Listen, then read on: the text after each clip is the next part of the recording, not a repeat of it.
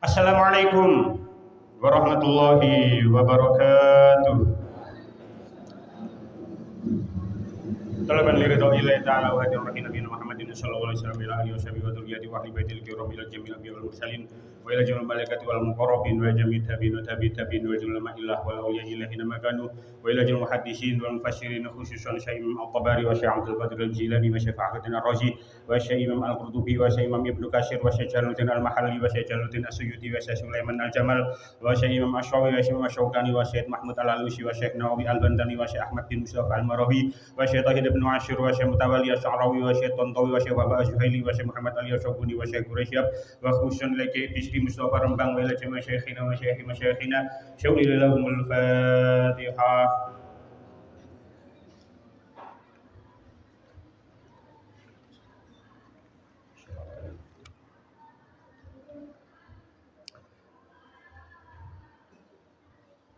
Kita lanjutaken juz kali sampun gata kitab sedaya kula sing dereng.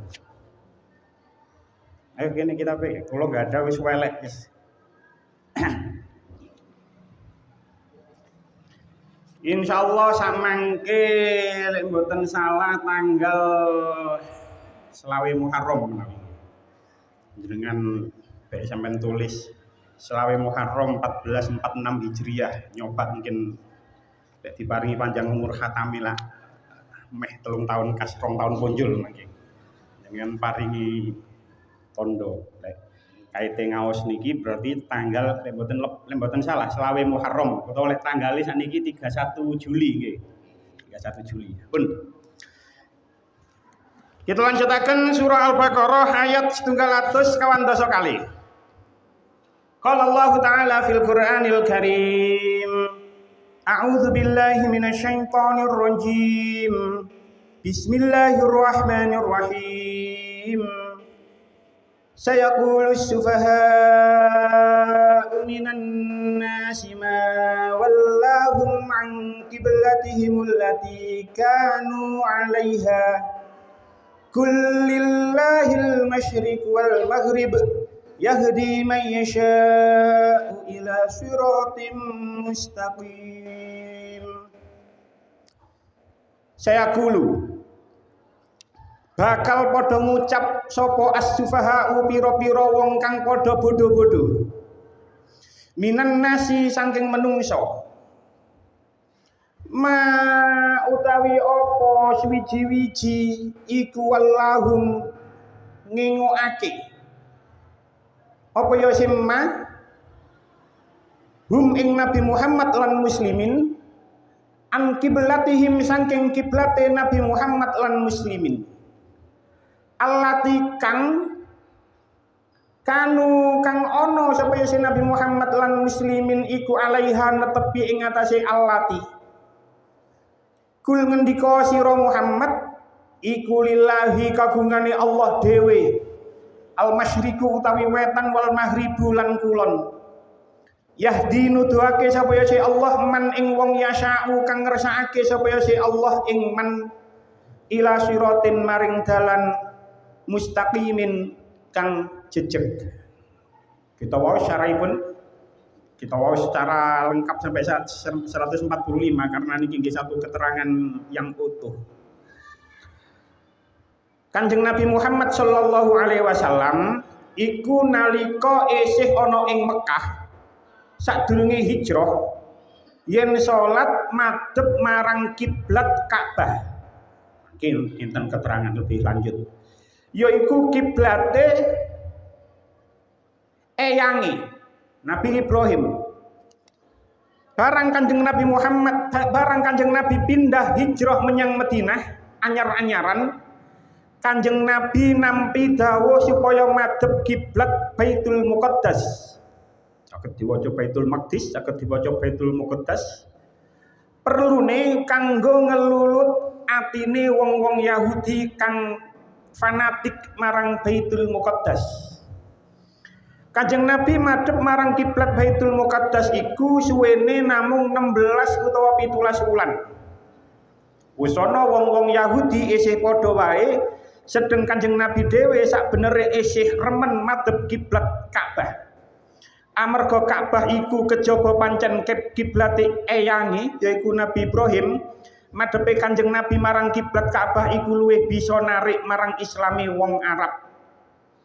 Saking kepingine Kanjeng Nabi diwangsulaken marang Ka'bah maneh, nganti Kanjeng Nabi sering ndangak mirsani langit kang nuduhake nemen anggone arep-arep tumekane wahyu.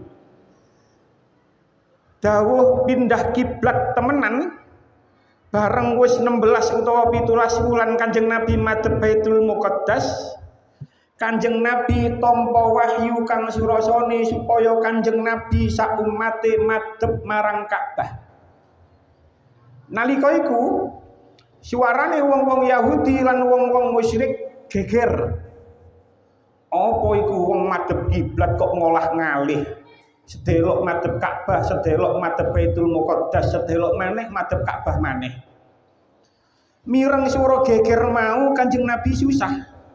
Nanging ora sepiro sebab sadurunge mangsa Kanjeng Nabi wis nampa dawuh kang surasane wong-wong bodho saking wong-wong Yahudi lan wong musyrik bakal mesti padha nyela anggone Kanjeng Nabi pindah kiblat. Wong-wong kang padha bodoh ora ngerti yen sakbenere wetan kulon iku kagungane Allah Ta'ala. Ana ing arah endi wae Kanjeng Nabi madhep iku sejatine ya madhep marang pangeran. Dene anane perintah madhep Baitul Muqaddas utawa Ka'bah iku hikmahe manunggalake ngadepe umat Islam, sehingga ora namung ngadepe dodo wae kang manunggal, nanging uga ngadepe ati disuprih dening pangeran supaya uga manunggal. Pun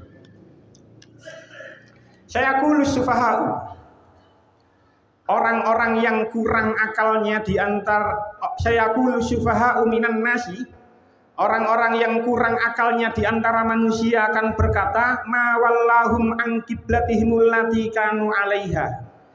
Apakah yang memalingkan mereka umat Islam dari kiblatnya Baitul Maqdis yang dahulu mereka telah berkiblat kepadanya? Kul, katakan wahai Muhammad, lillahil masyriq wal maghrib. Kepunyaan Allah lah timur dan barat. Yahdi may yasha'u ila siratim mustaqim. Dia memberi petunjuk kepada siapa yang dikehendakinya ke jalan yang lurus. Sabun. Ketika ada asbabun nuzul ayat Al-Qur'an niku mesti kula ceritakan. Nah, asbabun nuzul ayat niki niku gandeng ket ayat 712 kali ngantos ayat 112 sekawan. Terus 3 ayat ke depan niki dari ayat 142, 143, 144 niku asbabun nuzulnya berurutan. Jadi satu kisah. Teng mriki disebutaken anggone kitab Ad-Durrul Mansur nggih. Karangane Syekh Jalaluddin As-Suyuti. Saya qul syufa'u minan nas al-ayah. Asbabun nuzul hadhil ayah qala Ibnu Ishaq.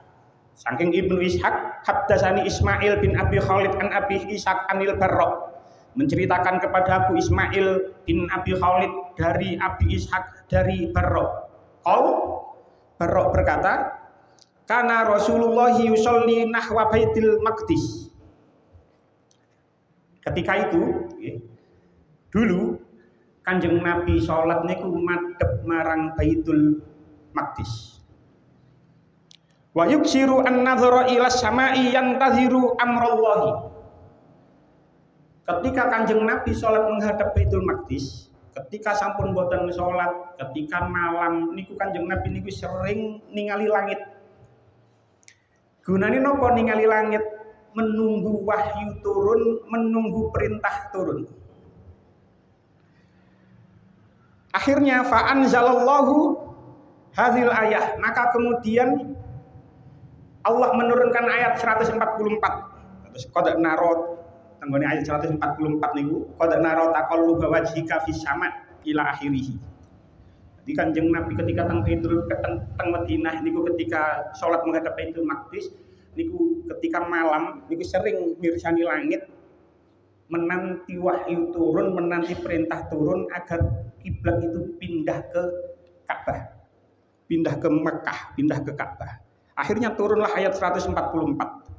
Faqala rajulun minal muslimina. Kemudian ada seorang laki-laki dari golongan Islam niku matur marang Kanjeng Nabi, wadidna law alimna man mata minna qabla ay an nusrafa ilal kiblati wa kaifa bi sholatina qabla baitil maqdis. Kanjeng Nabi, terus pundi kita niki nggih kula kepingin semerap tentang orang yang meninggal.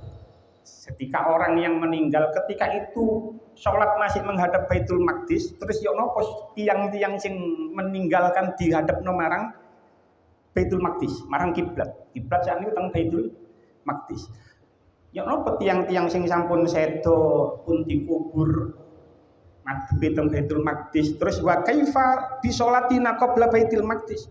Terus bagaimana sholat kita? Bagaimana sholat kita sebelum ketika kita masih menghadap ke Baitul Maqdis? Lalu turunlah ayat 143. 143 minjing insyaallah. Wa ma kana Allahu liyudhi'a imanakum. Niku ayat sing dimaksud. Terus waqala sufaha'u minan nas, kemudian golongan orang-orang yang bodoh dari manusia, mungkin insyaallah kalau terangkan sinten itu sufaha.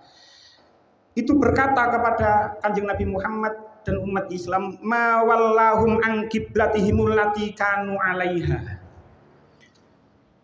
Apa yang membuat mereka meninggalkan kiblat mereka sebelumnya? Fa anzalallahu hadzal ayah, maka kemudian Allah menurunkan ayat 142 niki. Terus asbabun nuzulnya berurutan. Asbabun nuzulnya berurutan. Pun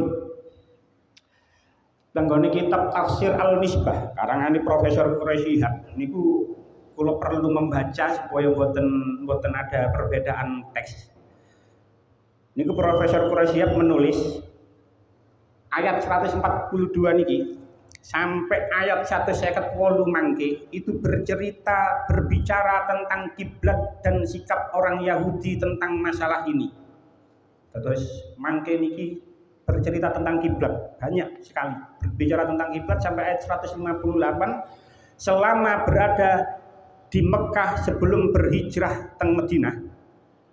Rasul dan kaum muslimin niku lek salat menghadap ke arah Ka'bah. Kados sarai niki wau Kanjeng Nabi ketika teng Mekah salat menghadap Ka'bah. Barang ketika Kanjeng Nabi hijrah teng Madinah, hari pertama kedatangan Rasul teng Madinah, itu Kanjeng Nabi diperintahkan, mungkin itu keterangan lebih lanjut lagi, untuk sholat tidak lagi menghadap ke Ka'bah tapi menghadap Baitul Maqdis. Selang beberapa waktu, memiliki dikatakan 16 sampai 17 bulan, nanti ada lagi perbedaan ulama, kalau terangkan mangke. Akhirnya kiblat itu berpindah lagi nanggone Ka'bah. Jadi menurut sarai niki yang Mustafa Bisri Yai Bisri Mustafa balik, menurut Profesor Quraisyihab awalnya ketika Kanjeng Nabi hijrah ketika Kanjeng Nabi tasih teng Mekah niku menghadap teng Ka'bah. Barang hijrah nang Madinah nang salat menghadap Baitul Maqdis, kemudian 16 atau 17 bulan kemudian menurut pendapat yang masyhur sholat menghadap marang Ka'bah maneh. Nah, tapi kula nggih maca tenggone kitab tafsir sing jenenge Tafsir Al-Marahi. Karangane Syekh Ahmad bin Mustafa Al-Marahi. Teng mriku Syekh Ahmad bin Mustafa Al-Marahi dawuh, kana Nabi sallallahu alaihi wasallam wa huwa bi Makkah yastaqbilu sakhrata allati fil Masjidil Aqsa Baitul Maqdis fi sholati kama kana anbiya Bani Israil qablahu yaf'aluna dzalik. Menurut Tafsir Al-Marwi, ketika Kanjeng Nabi tenggone Mekah, ketika Kanjeng Nabi sholat tenggone Mekah, niku sesungguhnya Kanjeng Nabi itu menghadap marang Masjidil Aqsa, marang Baitul Maqdis. Marang Baitul Maqdis, sholat menghadap ke sana sebagaimana para nabi-nabi sebelum Kanjeng Nabi Muhammad. Niku kiblate marang nanggone Baitul Maqdis. Lanjutane walakinnahu kana yuhibbu istiqbalal ka'bati wa yatamanna law hawwalallahu al-qiblata ilaiha. Tapi senaosa Kanjeng Nabi niku menghadap marang Baitul Maqdis, tapi Kanjeng Nabi niku remen ketika sholat tenggone Mekah. Niku Kanjeng Nabi niku remen lek sholat niku menghadap marang Ka'bah. Dan beliau berharap marang Allah agar kiblat itu dipindahkan ke nggone arah Ka'bah. Wa min sammakana yajma'u baina istiqbaliha wa istiqbalis sakhrati. Kemudian Kanjeng Nabi itu mengumpulkan ketika berada di Mekah, Kanjeng Nabi niku mengumpulkan madhep nang karo-karone. Ya madhep nang Masjidil Aqsa, ya madhep nang nggone Ka'bah. Carane piye? Kemudian dikatakan fayusolli jihata junubil Ka'bati mustaqbilan asyimala. Kemudian Nabi niku menjadikan Ka'bah itu berada di selatannya. Jadi Kanjeng Nabi niku berada di selatan Ka'bah. Kemudian mustaqbilan asyimala. Kemudian Kanjeng Nabi niku salat madhep arah lor.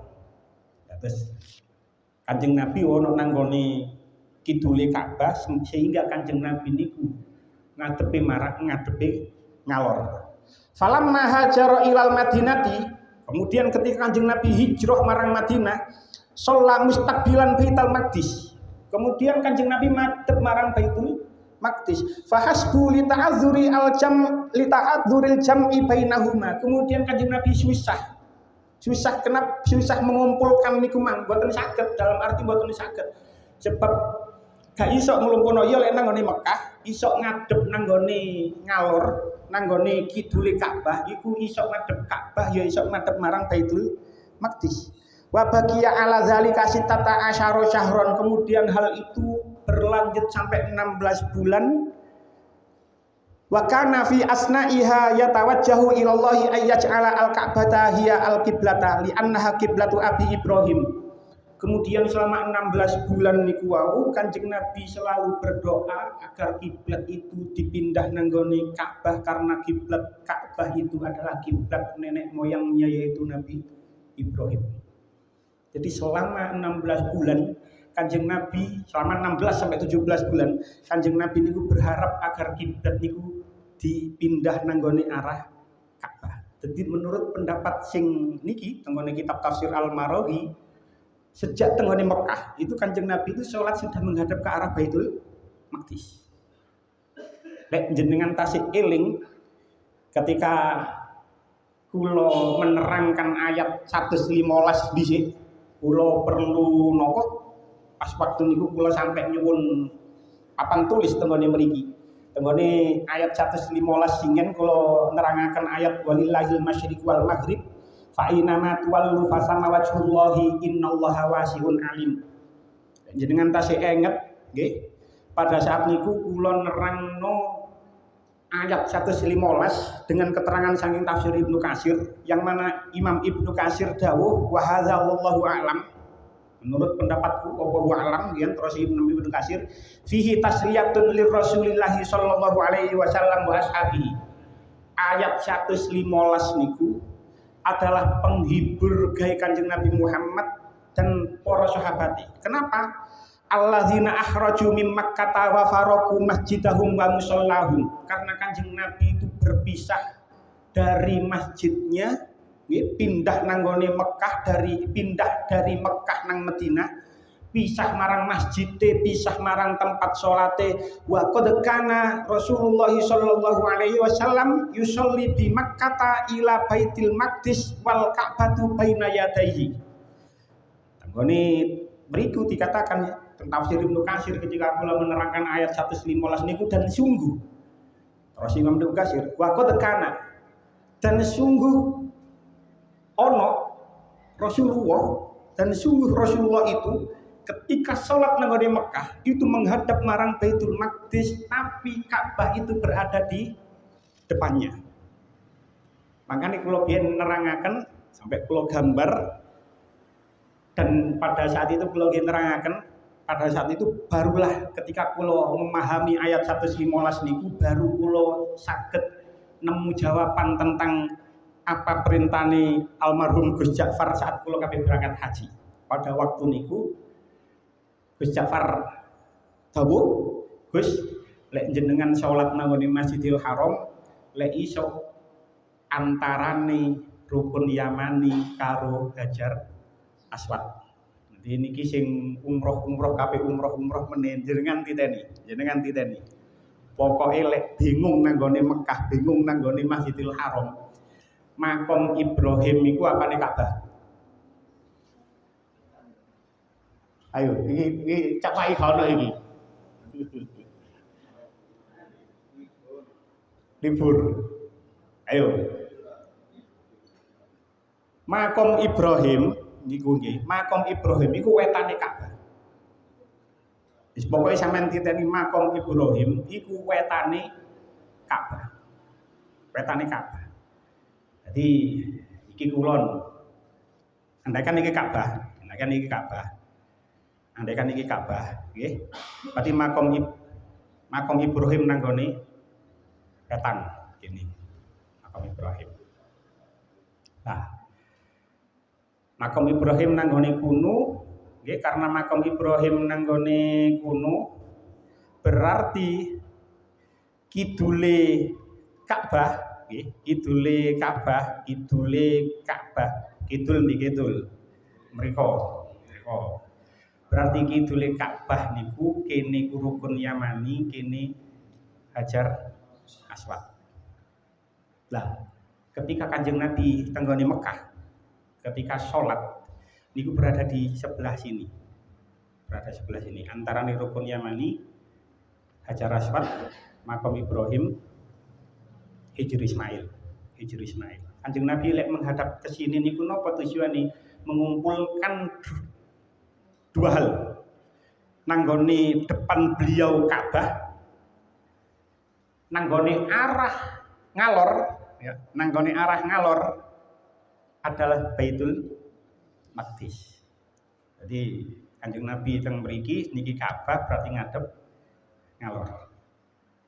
Nah, barang Kanjeng Nabi tenggone Madinah, nggih, Kanjeng Nabi mboten saged malih madhep marang Ka'bah. Sebab napa?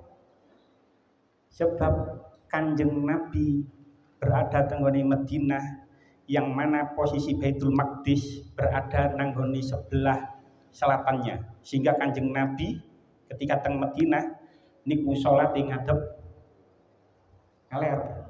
Karena tenggone Baitul Maqdis. Bisa dipaham nggih? Mungkin mantun niku ketika proses perpindahan kiblat baru Kanjeng Nabi berbalik arah ngadep ngidul, ngadep Ka'bah. Jangan menelek sing umroh-umroh sampeyan diteni lek nang Madinah lah ngadepe marang arah kiblatnya ke arah selatan. Arah itu. Gak ngulung gitu. Sampeyan diteni ae meneh. Pun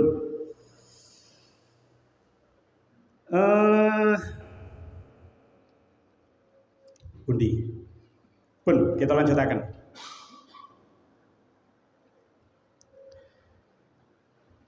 Gensi. Pun tenggone tafsir Fathul Qadir. Teng tafsir Fathul Qadir, Imam Asy-Syaukani ngendika wa inna faidata dzalika annal akhbara bil makruhi idza waqa'a qabla wuqu'ihi kana fihi tahwinan li sadaqatihi. Mengapa sih Gusti Allah itu memberikan kabar tentang sesuatu yang belum terjadi? Terus ayat niki turun, itu proses perpindahan kiblat itu belum terjadi. Maka di tafsir As-Sawi dikatakan, tafsir As-Sawi itu dikatakan, innal ayata minal akhbari bil ghaibi. Sesungguhnya ayat ini memberikan kabar sesuatu yang gaib. Sebab kenapa? Proses perpindahan kiblat itu belum terjadi. Terus sudah diberitahu oleh Gusti Allah yen engko bakal geger wong-wong iku tentang adanya perpindahan kiblat. Makanya teng mriki dikatakan nggih ma wallahum an qiblatihimul lati kanu 'alaiha. Jadi ayat ini ketika turun, proses perpindahan kiblat itu belum terjadi. Tapi sudah dikabarkan meneh bakal perpindahan kiblat, meneh wong-wong itu padha geger. Kenapa kok sudah diberitahu oleh Allah? Jawab Imam Asy-Syaukani, sebab sesuatu yang tidak disenangi, sesuatu yang tidak kita senangi, itu kalau kita diberitahu sebelum kejadiannya, itu akan terasa ringan saat terjadinya. Jadi lek ono perkara sing gak kene senengi, terus kene wis diduduno lek bakal ngene, awak dhewe wis ono persiapan. Kok bakal ngene koyo ngene, wis ono persiapan. Kalau contohno misale mawon. Ono budak kepingin ngerabi rondo, terus rondo niki mang terkenal judes, terkenal galak. Judes iki guru ngerti, dikandani karo koncone, awak mulai seneng arek iku. Kono ojo kaget lho ya, arek iku judes, arek iku galak. Ketika sudah diberitahu koyo ngono, barang ketemu ambek areke temenan, ero lek judes temenan, ero lek galak temenan, wis ono persiapane. Jadi gak kaget. Begitu juga tentang perpindahan kiblat. Ketika ayat ini turun, kiblat belum dipindah, sudah diberitahukan tentang gegere wong-wong. Tapi Allah sudah memberitahukan kalau itu akan terjadi supaya orang-orang Islam itu bisa lebih siap menghadapi hal itu. Misalnya jenengan pindah manggoni omah anyar, terus omah niku bekasi uang, terus dikandani lek omah iku misalnya angker, bekasi ono wong bunuh diri dan lain sebagainya, banyak penampakan. Itu seumpama wis durung dikandani terus wis mlebu omah model kaya ngono, ketika ono penampakan langsung kaget. Tapi lek wis dikandani lek omah iki bekas pembunuhan, bekas bunuh diri, terus ono makhluk-makhluk astral seperti itu yang menampakkan diri, lek wis dikandani kaya ngono, ono penampakan temenan, wis gak sepiro kaget.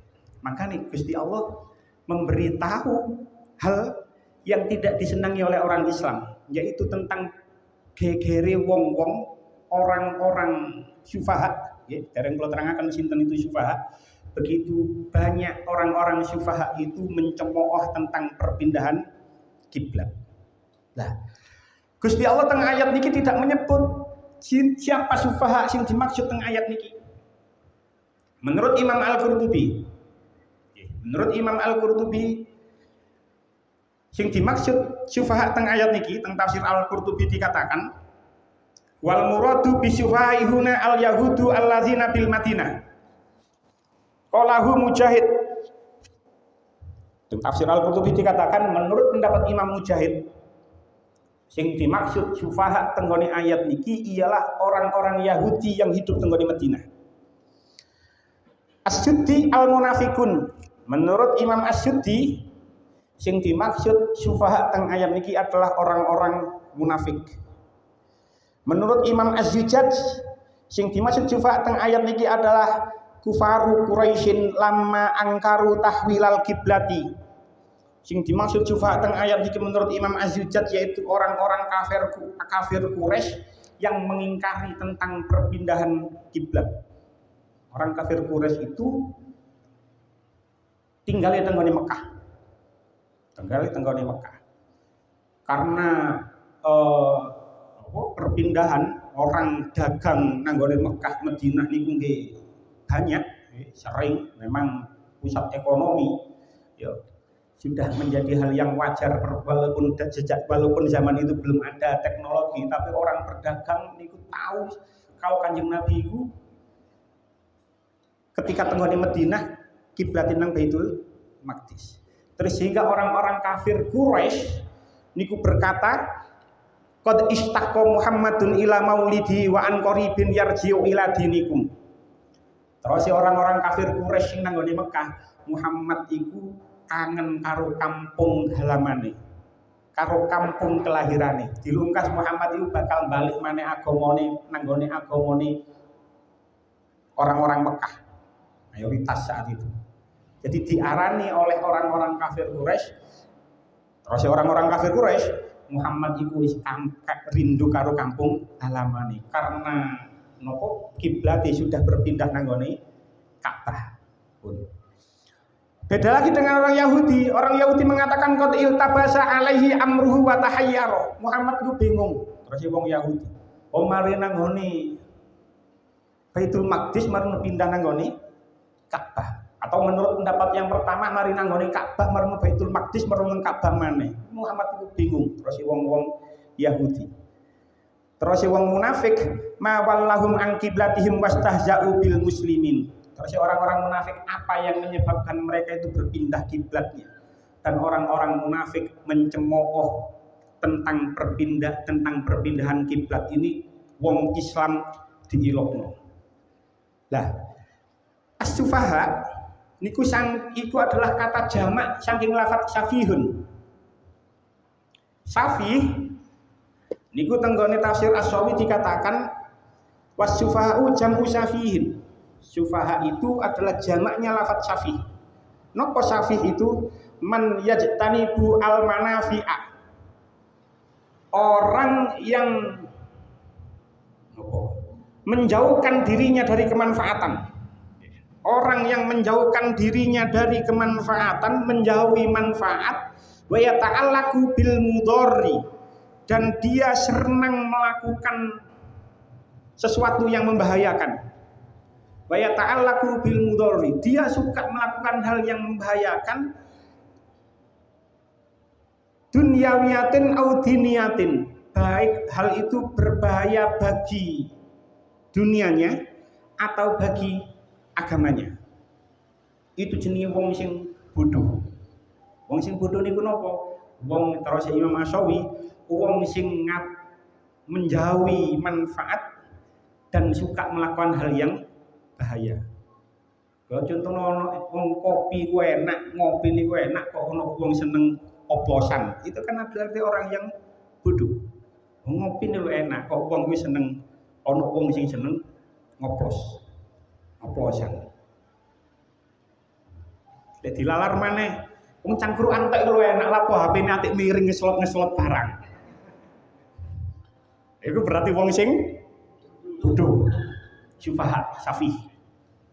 Wong cangkruk antek wis enak omong-omongan krono musik ta yo kok malah HP-ne miring merenu ngeslot. Itu adalah orang yang bodoh. Dia melakukan menjauhi manfaat dan melakukan hal yang bahaya. Bukan bahaya nih.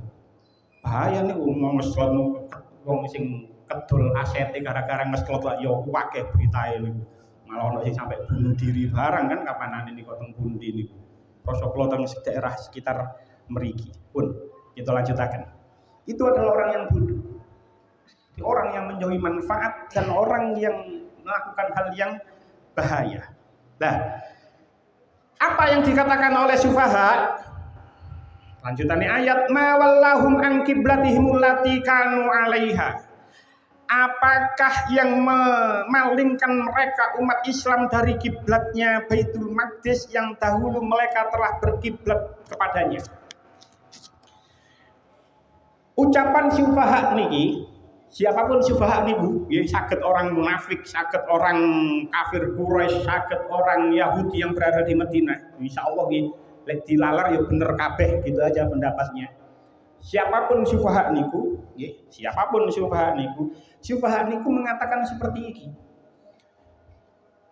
Lek menurut pendapat yang pertama, sesuai dengan syarah niku wau, kiblat pertama nanggone Ka'bah. Mari nanggone Baitul Maqdis. Mari nang Baitul Maqdis nang Ka'bah maneh. Berarti Allah itu keliru. Berarti orang-orang sufaha berarti Allah itu keliru. Pindah balik. Atau memang ini tuh Muhammad, terus orang-orang sufaha, Muhammad itu berkelakuan seperti ini itu sesuai dengan hawa nafsunya. Wis kepingin nang Ka'bah ya Ka'bah, kepingin nang Baitul Maqdis ya nang Baitul Maqdis, kepingin nang Ka'bah mana ya kepingin balik nang gone Ka'bah mana. Orang-orang Sufaha itu selalu mengatakan seperti itu. Geger. Ini peristiwa yang sangat besar ketika Kanjeng Nabi sudah hijrah nanggone Madinah. Proses perpindahan kiblat itu adalah proses yang sangat besar. Kata orang yang murtad karena adanya perpindahan kiblat. Saderenge kula menjawab nerangno jawabane Kanjeng Nabi Muhammad marang orang-orang sufaha, terlebih dahulu kula terangno berapa lama umat Islam tenggone Madinah niku salat nenggone Baitul Maqdis. Ulama berbeda pendapat. Tenggone tafsir At-Tabari niku dikatakan ikhtalafa ahlul ilmi fil muddati allati shallaha Rasulullah sallallahu alaihi wasallam nahwa Baitul Maqdisi ba'dal hijrati. Ulama itu berbeda pendapat tentang berapa lama Kanjeng Nabi Muhammad setelah hijrah itu sholat menghadap marang Baitul Maqdis. Menurut pendapat yang pertama, dan ini pendapat yang masyhur, antara 16 sampai 17 bulan. Ini pendapat yang paling masyhur. Enten sing mengatakan 16 bulan, ada yang mengatakan bahkan teng mriki dikatakan secara persis, ada yang mengatakan 17 bulan 3 hari. Sebab ketika Kanjeng Nabi hijrah niku ketika dugi tenggone Madinah niku ketika itu tanggal Rabiul Awal. Terus ketika niku diceritakan seperti itu. Ada pendapat yang mengatakan seperti itu 17 3 hari. Jadi ada yang mengatakan 16 sampai 17 bulan. Pendapat yang kedua mengatakan antara 9 sampai 10 bulan. Ada yang mengatakan 13 bulan. Terus ulama berbeda pendapat tentang berapa lama sih Kanjeng Nabi beserta umat Islam itu sholat menghadap Baitul Maqdis ketika berada di Madinah. 16-17, antara 9-10, antara ada yang mengatakan 13 bulan. Nah, menurut sebuah pendapat, nazala zalika ala Nabi sallallahu alaihi wasallam fi Masjid Bani Salamah. Ketika ayat perpindahan kiblat itu turun, ketika itu Kanjeng Nabi sholat nanggone Masjid Bani Salamah. Wa huwa fi sholati zuhri ba'da rakaataini minha. Kemudian Kanjeng Nabi itu sholat zuhur baru angsal 2 rakaat. Sholat zuhur angsal 2 rakaat. Fatahawwala fi sholati. Kemudian Kanjeng Nabi itu berputar di tengah-tengah sholat. Fasummiya dzalika al-masjid Masjidal Qiblataini. Kemudian masjid itu akhirnya terkenal dengan julukan Masjid Qiblatain. Sing tahu umroh, sing tahu haji, nggih, lek melo travel niku insyaallah pasti diduduno, nggih, senajan hanya lewat kalau itu adalah Masjid Qiblatain. Tenggone mriku diceritakan menurut pendapat ini di tengah-tengah sholat zuhur Kanjeng Nabi niku angsal wahyu. Akhirnya Kanjeng Nabi itu berputar 180 derajat. Kula mboten bisa merekonstruksikan secara persis nggih. Ketika guru kula nerangno niku biyen nggih guru kula nggih mboten paham. Maksudnya merekonstruksikannya seperti apa niku ya napa? Perpindahan kiblat niku lho. Teko Baitul Maqdis nanggone Ka'bah. Niku di tengah-tengah salat zuhur ketika Kanjeng Nabi salat angsal 2 rakaat. Cuman teng mriki diterangaken kula nggih tasih muskil. Kula wacana nggih ya. Inna Rasulullah sallallahu alaihi wasallam qad istaqbalal kiblati aw qala al-baitul haram. Sesungguhnya Kanjeng Nabi itu nggih salat menghadap ketika oleh 2 rakaat niku marang langsung ana wong liwat. Niku langsung kula potong karena redaksinya cukup panjang. Enten wong sing liwat terus ngomong nang gone jamaah. Iki makmum masbuk gampangane. Ana wong sing teko jek teko marang ngomong, "He, Kanjeng Nabi madhep marang gone Baitul Haram, Masjidil Haram." Terus Kanjeng Nabi berputar 180 derajat. Fatahawwala ar-rajulu makanan nisa'i wa tahawwala an-nisa'u makanar rijali. Kalau maknani letterlek mawon nggih. Kemudian orang laki-laki menempati soft orang perempuan dan orang perempuan menempati soft orang laki-laki. Soft nggih, ini jenengan cek semerap. Cara sing pendapat sing kuat, insyaallah pun jenengan belajar fikih insyaallah pun ngertos napa sing kula terangno. Cara soft sing pendapat sing kuat, sing sah, sing masyhur, sing muktamad iki. Soft lanang wedok gak koyo ngene. Paham? Nggih. Yo iki mungkin ndek lah, angel kan yo, angel. Cuman lanang nang ngene ngarep marang baru arek cilik, baru wong wedok. Jadi gak gini. Jadi jenengan bayangno nggih, ketika itu posisi soft seperti itu. Terus Kanjeng Nabi sing awale nanggone ngajeng terus berputar 180 derajat. Niku kula nggih bingung. Iki Kanjeng Nabi napa nggih melampa tenggone arah sebaliknya terus tiang-tiang nggih padha melampa napa ya napa. Niku guru kula nggih boten saged nerangno. Tapi yang jelas keterangannya seperti ini. Fatahawala ar-rijalu makanan nisa'i wa tahawala an-nisa'u makanan rijali. Jadi masjid Kiblatan itu karena di masjid itu ketika Kanjeng Nabi sholat zuhur oleh 2 rakaat turun wahyu tentang perpindahan kiblat, akhirnya Kanjeng Nabi berputar. Makanya ini kula nggih yopo prosesi lek mlaku ngoten lho, lak melampah ngoten. Justru memang masyhurnya seperti itu karena itu akhirnya masjid itu dinamakan Masjid Kiblatan. Walaupun ada juga pendapat nggone mriki diterangkan innal ayata nazalat fi ghairi sholatin. Sesungguhnya ayat tentang perpindahan kiblat itu turun ketika tidak waktu sholat. Terus Imam Al-Qurtubi malah mengatakan wa huwa al-aktsaru. Ini adalah pendapat mayoritas. Lek ngeten kan enak, oh berarti turunnya ketika tidak waktu sholat. Wa kana awwalu sholati ilal Ka'bati al-asra. Dan sholat yang pertama ketika teng Madinah menghadap marang Ka'bah itu adalah sholat asar. Tapi lanjutannya nggih enten apa wae alami nggih sing wis semprap nggih namung Gusti Allah. Itu tadi ada 2 pendapat. Cuman kalau mengatakan Masjid Kiblat itu ya masyhur seperti itu. Cuman rekonstruksinya seperti apa niku sing kula mboten saged menerangkan secara detail. Ampun, kita lanjutaken. Wahtalafu aidan hina furidat alaihi as-sholatu awalan di Makkah. Niki sing perlu kula sampeyan. Wau kula nerangno, kita membaca bersama-sama syarah kitab Al-Ibris niki sesuai kali apa yang saya baca tenggone tafsir Al-Misbah karangane Profesor Quraisyhab yang mana mengatakan bahwasanya ketika tenggone Mekah Kanjeng Nabi sholat itu menghadap nanggone Ka'bah. Hijrah nang Madinah sholat menghadap Baitul Maqdis oleh 16-17 bulan menurut pendapat yang masyhur balik maneh nanggone Ka'bah.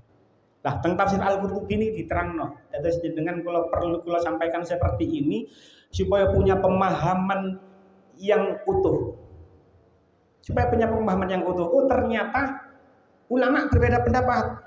Kemudian dikatakan wahtalafu aidon, ulama ahli tafsir juga berbeda pendapat hina furidat alaihi as-sholatu awwala bi Makkah. Ketika sholat itu difardukan ketika tenggone Mekah, awal-awal sholat itu difardukan tenggone Mekah, hal kanat ila Baitil Maqdis aw ila Makkah.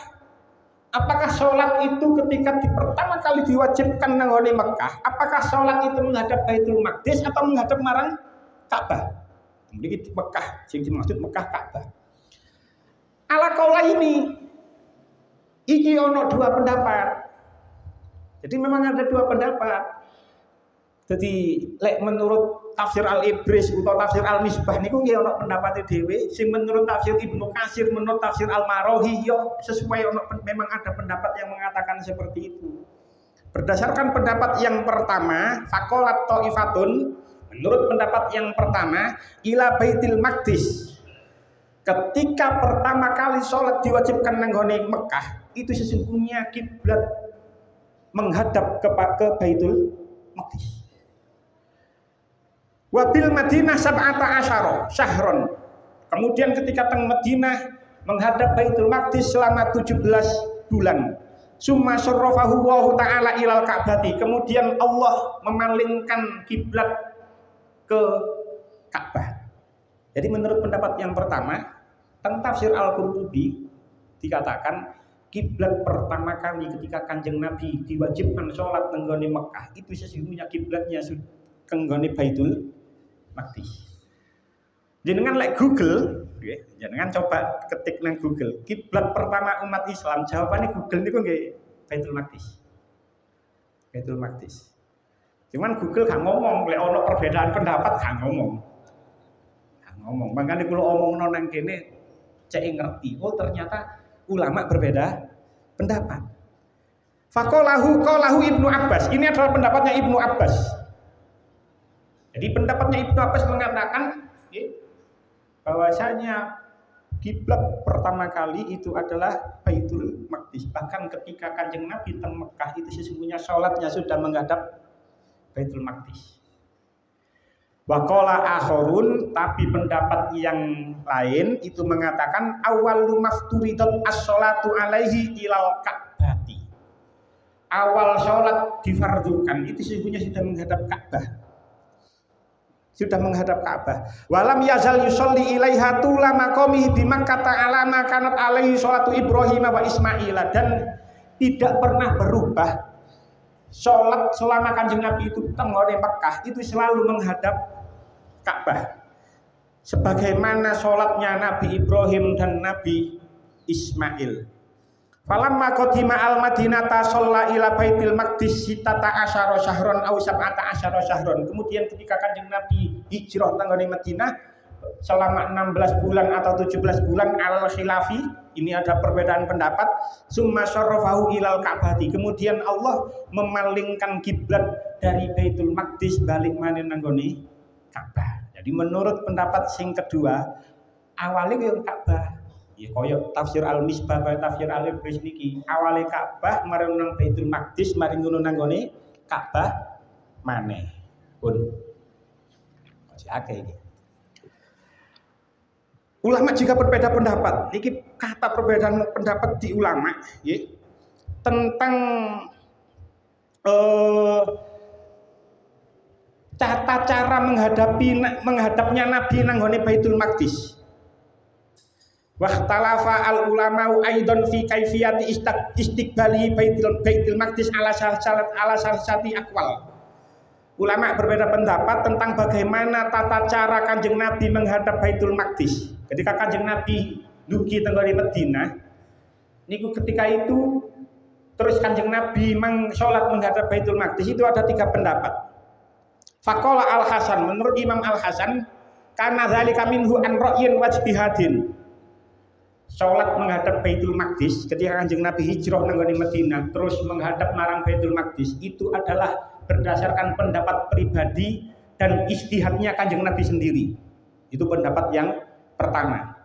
Jadi itu menurut pendapat yang pertama, menurut pendapat Imam Hasan, itu inisiatif Kanjeng Nabi Dewi berdasarkan pendapatnya Kanjeng Nabi sendiri, berdasarkan ijtihadnya sendiri.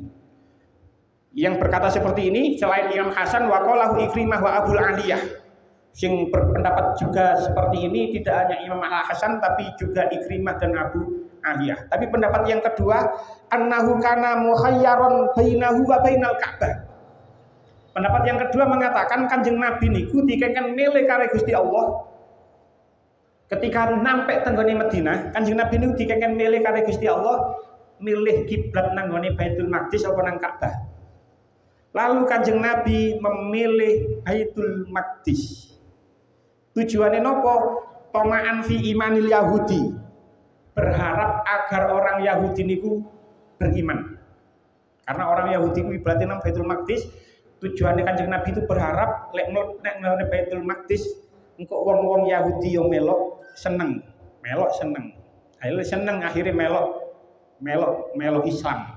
Qalahu At-Tabari, yang berpendapat seperti ini adalah Imam At-Tabari.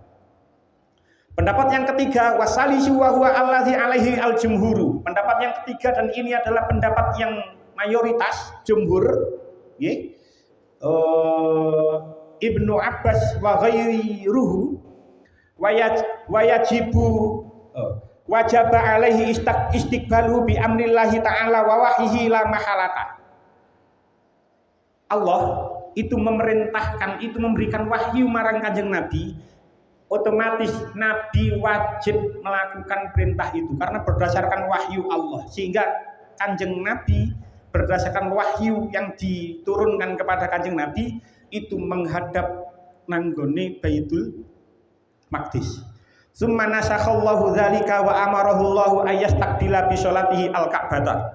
Kemudian setelah itu Allah menurunkan wahyu juga memerintahkan agar Kanjeng Nabi dan umat Islam berpindah kiblatnya dari Baitul Maqdis ke Ka'bah. Jadi ada 3 pendapat bagaimana awalnya kiblat itu ketika Kanjeng Nabi rawuh tenggone Madinah kok Baitul Maqdis yang dijadikan sebagai kiblat.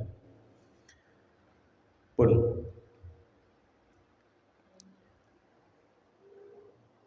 ulama juga berbeda pendapat.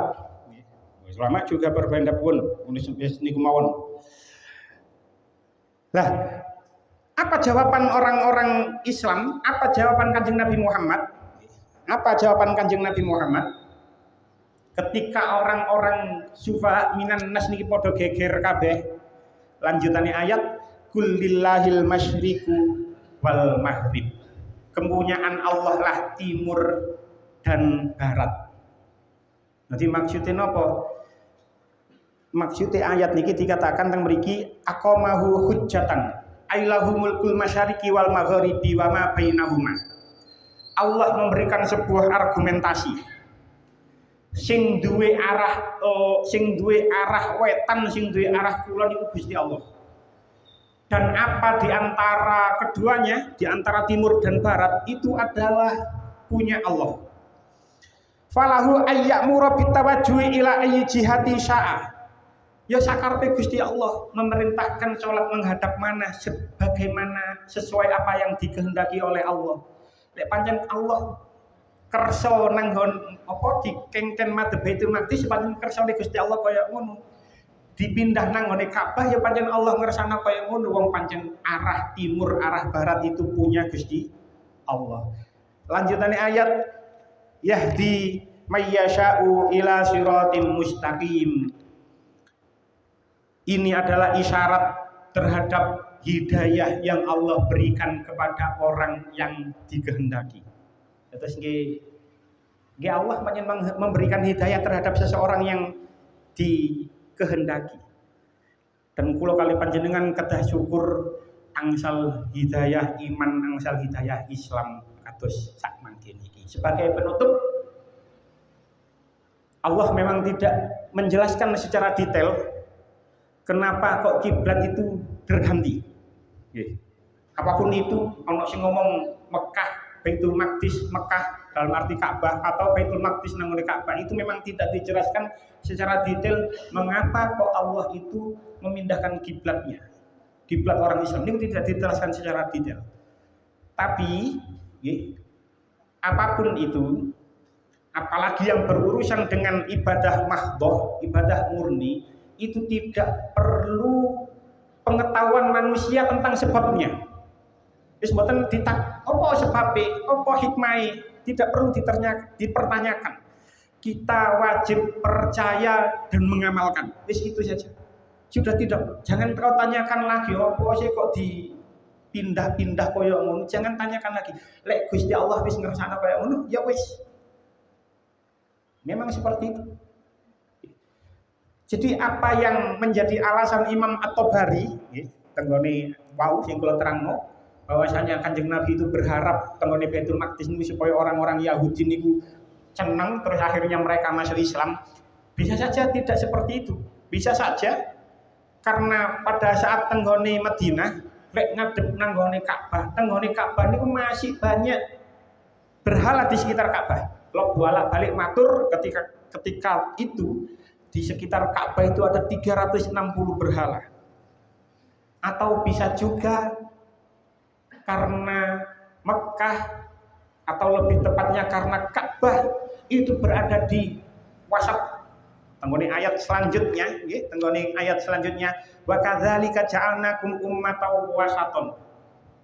Atau bisa juga karena memang Ka'bah atau Mekah itu berada di tengah-tengah atau di pusat bumi.